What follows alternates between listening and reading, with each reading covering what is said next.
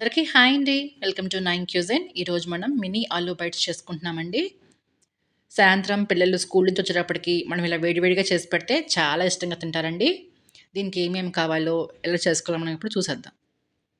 ముందుగా ఇక్కడ నేను 3 బంగాళదుంపల్ని ఉడికించుకొని, తురుముకొని పెట్టుకున్నానండి. అలాగే గోధుమ పిండిలో కొద్దిగా అంత ఉప్పు, వాము వేసుకొని ఇలా చపాతీ పిండిలో కలుపుకోవాలి.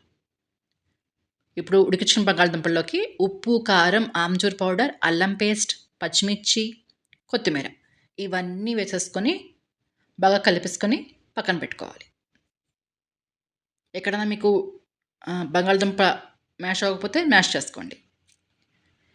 ఇప్పుడు మనం చపాతీ కలుపుకున్నాం కదండి పిండి, అది తీసేసుకొని ఇలాగ చపాతీలా ఒత్తేసుకున్నాక మనం కలుపుకున్న స్టఫింగ్ని దీనిపైన స్ప్రెడ్ చేసుకోవాలండి పలుచగా. ఇలాగా ఒక వైపు నుంచి మనం రోల్ చేసుకోవాలండి. రోల్ చేసుకున్న దీన్ని 1 ఇంచ్ గ్యాప్ ఇస్తూ మనం ఇలాగ కట్ చేసుకోవాలి. కట్ చేసుకున్నాక మనం లైట్గా ప్రెస్ చేసుకోవాలండి ఒక్కొక్కటి తీసుకుంటూ. మరి గట్టిగా ప్రెస్ చేయాల్సిన అవసరం లేదండి, లైట్గా ప్రెస్ చేస్తే సరిపోతుంది. ఇలా మొత్తం అన్నీ రెడీ చేసుకుని పెట్టుకోవాలండి.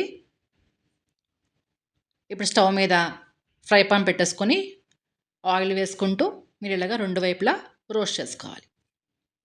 మీకు రెసిపీ మొత్తం డిస్క్రిప్షన్ బాక్స్లో ఇచ్చానండి, చెక్ చేసుకోండి. అంతేనండి, మన వేడి మినీ ఆలూ బైట్స్ రెడీ అయిపోయాయండి.